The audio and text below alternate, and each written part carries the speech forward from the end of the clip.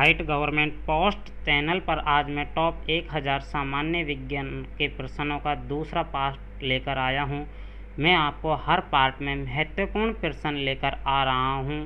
Friends, यह प्रश्न इतने महत्वपूर्ण हैं, अगर आप किसी भी एग्ज़ाम की तैयारी कर रहे हैं तो यह वीडियो आपके लिए काफ़ी ज़्यादा महत्वपूर्ण रहने वाला है। तो चलिए, फर्स्ट क्वेश्चन है, परमाणु के भीतर न्यूट्रॉन द्वारा प्रोटॉन पर आरोपित बल कहलाता है।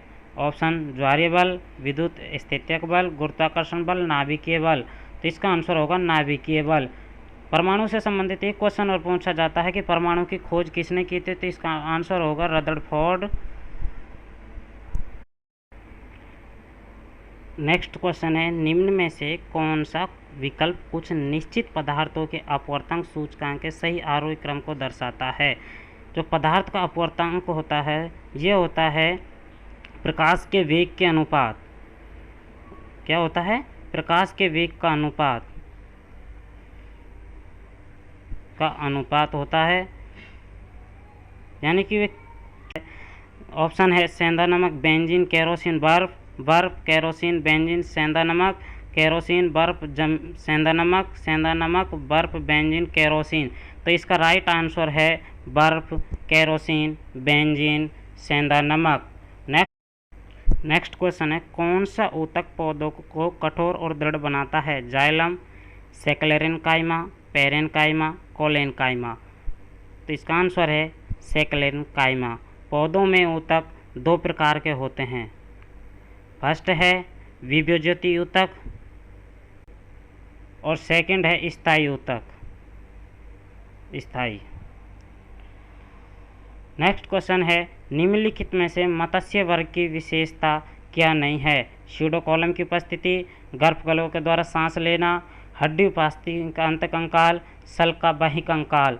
तो इसका राइट आंसर है स्यूडोकोलम की उपस्थिति। इससे संबंधित एक क्वेश्चन और पूछा जाता है कि मछलियों में हृदय कक्ष की संख्या कितनी होती है? तो इसका राइट आंसर होता है 2। नेक्स्ट क्वेश्चन है, किसी वस्तु का भार सर्वाधिक होता है? भूमध्य रेखा पर, उष्ण कटिबंध पर, उपोष्ण कटिबंध पर, ध्रुव पर। तो इसका राइट आंसर होता है ध्रुव पर। ये जब कोई पिंड या ग्रह अपने अक्ष पर घूर्णन करता है तो ये जो ये अक्ष होता है इसके समानांतर जो ये दूसरा अक्ष होता है ये दोनों ही ध्रुव कहलाते हैं। पृथ्वी का ये दक्षिणी ध्रुव कहलाता है और ये उत्तरी ध्रुव कहलाता है, और इन्हीं ध्रुवों पर सबसे अधिक वस्तु का भार होता है। नेक्स्ट क्वेश्चन है, मनुष्य में पाए जाने वाला प्लेसेंटा ऊतक द्वारा निम्न में से कौन सा काम किया जाता है? भ्रूण से अपशिष्ट को बाहर निकालना और भ्रूण को पोषण प्रदान करना, भ्रूण से अपशिष्टों को बाहर निकालना, भ्रूण के सहायक के रूप में कार्य करना। तो इसका राइट आंसर है भ्रूण से अपशिष्ट को बाहर निकालना और भ्रूण को पोषण प्रदान करना। प्लेसेंटा से संबंधित एक क्वेश्चन और पूछा जाता है कि प्लेसेंटा कहाँ पाया जाता है? तो ये पाया जाता है गर्भाशय में। नेक्स्ट क्वेश्चन है, रक्त में शर्करा शुगर के स्तर में वृद्धि का पता किसकी कोशिकाओं द्वारा चलता है? अग्नाशय, पित्ताशय, यकृत, गुर्दा। तो इससे चलता अग्नाशय से। अग्नाशय अंतःस्रावी और बाह्यस्रावी दो प्रकार, इसमें 3 प्रकार के जाइलम पाए जाते हैं जो भोजन को पचन में सहायक हैं। कांस्टेंट धातुओं को मिश्रित करके बनाया जाता है। Nickel, titanium, ferrous, chromium, copper, nickel, magnesium, nickel, chromium, magnesium, ferrous, copper, nickel. तो इसका राइट आंसर है कॉपर, निकल। नेक्स्ट क्वेश्चन है, जब एक गिलास पर रखे गए कार्ड को उंगली से धक्का दिया जाता है तो उस पर रखा सिक्का गिलास में गिर जाता है। ये कथन किस नियम की व्याख्या करता है? न्यूटन के गति विषयक तीसरा नियम, ऊर्जा संरक्षण का सिद्धांत, जड़त्व का नियम, संवेग संरक्षण का सिद्धांत। तो इसका राइट आंसर है जड़त्व का नियम। न्यूटन ने गति के 3 नियम दिए हैं और ये न्यूटन का प्रथम नियम कहलाता है।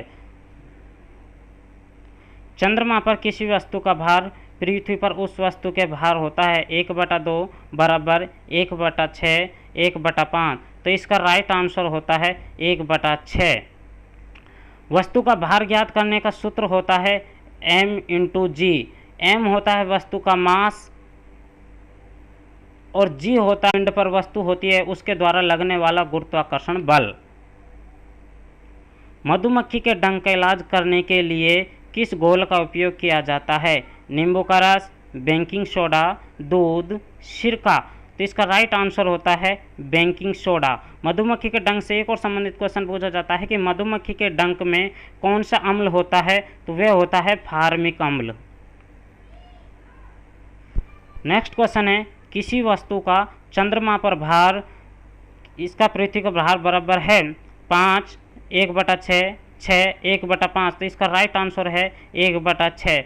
जैसे एग्जाम्पल लेते हैं कि मान लो पृथ्वी पर किसी वस्तु का भार 60 है और ये चंद्रमा पर कितना होगा? तो ये पृथ्वी के भार का 1/6 होगा, यानी कि ये 10 होगा।